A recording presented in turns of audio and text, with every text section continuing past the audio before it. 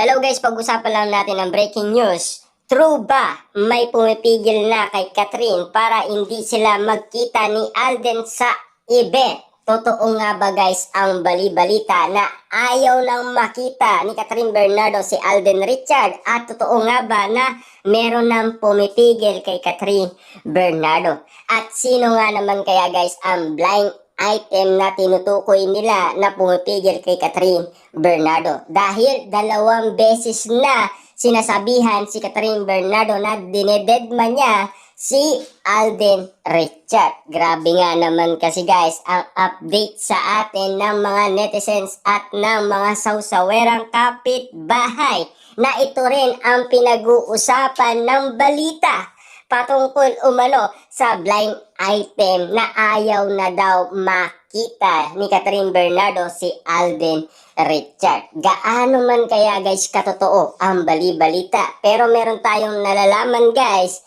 na bali-balita patungkol kay Daniel Padilla at Catherine Bernardo. Siyempre guys, meron ng komunikasyon yung dalawa Baka nagkakaayos na or baka ang iniisip nila na magkabalikan na ang Katniel. Kaya nga naman guys, dinededma na ni Catherine Bernardo si Alden Richard. Yan kasi guys ang bali-balita patungkol umano sa mga kumakalat na issue kay Alden Richard at Catherine Bernardo. Gaano kaya guys katotoo ang bali-balitang ito na kumakalat ngayon sa social media kung bakit wala si Catherine Bernardo?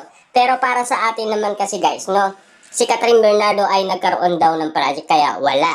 Yun nakakaintindi guys ng mga updates sa mga cat din kung bakit wala. Kasi ang sinasabi nila, si Catherine Bernardo ay meron ng unang commitment bago inimbitahan sa nasabing event. Kaya si Mami Min Bernardo na lang ang kumuha ng imbitasyon. Siya na lang ang pumunta at spotted siya doon sa Manila Bulletin kasama si Alden Richard. Kita nyo naman guys, no? Sinasabi kasi nila na si Daniel Padilla at Catherine Bernardo ay nagkaayos na at meron na silang updated sa dalawa.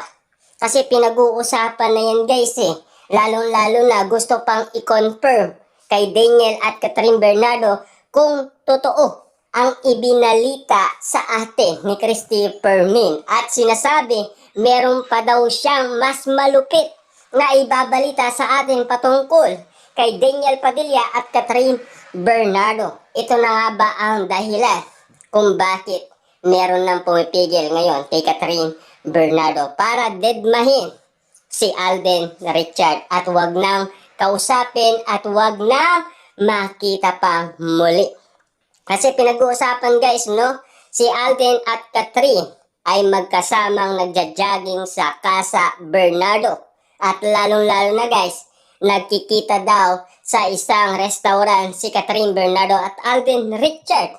Paano? Katotoo nga naman kasi guys, ang bali-balitang ibinilita sa atin ni Christopher Min na si Daniel Padilla at Catherine Bernardo ay meron ng komunikasyon at nag-uusap na or nagkikita na. Kasi alam naman natin guys, nagkita na sila sa Christmas special na pinagkaguluhan at pinag-usapan at lalo-lalo na guys, pinagpestaan ng karamihan.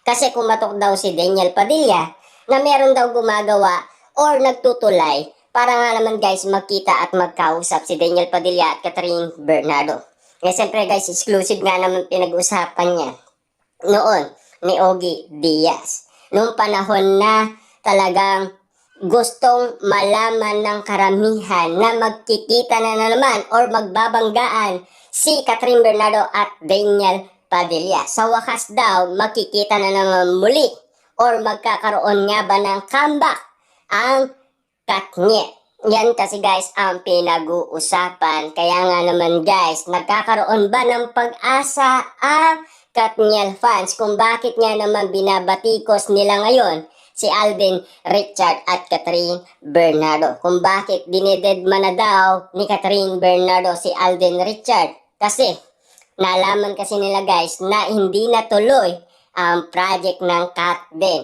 nalaman nila na fake news lang ang serye ng Kat din. Ngayon pala, meron ng mga issue patungkol kay Daniel Padilla at Catherine Bernardo. Siyempre guys, alam naman natin kung ano ang mangyayaring updated niyan kung sakaling ang pamilyang Bernardo ay sumang-ayon sa ginagawa ng Katniel. Walang laban si Alden Richard. Siyempre guys, no, matagal din nakilala ng pamilyang Bernardo si Daniel Padilla. Almost 11 years ang relasyon ni Catherine Bernardo at Daniel Padilla. Kaya nga naman guys, pinag-uusapan ngayon na meron ng pumipigil kay Catherine Bernardo. Na alam naman natin guys, ganito rin ang nangyayaring usapin noon sa ikalawang movie ni Catherine Bernardo at Alden Richard. Sinasabi nga naman kasi guys ng balita,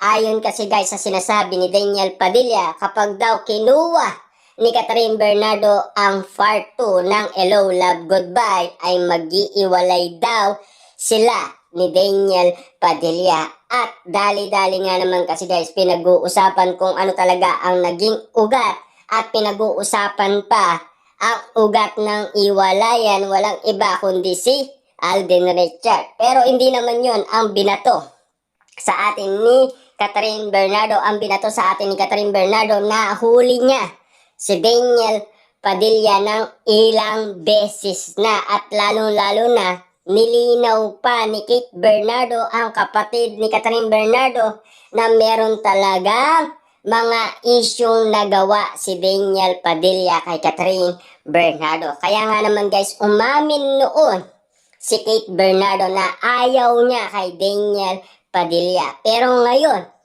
ang pamilyang Bernardo ay gustong-gusto si Alden Richard. At bet na bet nila si Alden Richard dahil nangyayari mismo ang tuksuhan kay Alden at Catherine.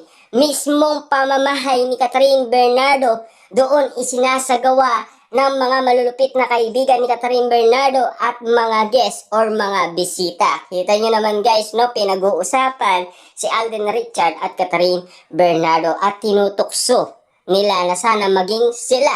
Kaya siyempre guys, alam naman natin, walang magagawa sina Catherine Bernardo at Alden Richard kundi sumang-ayon sa mga malalapit na kaibigan ni Catherine Bernardo.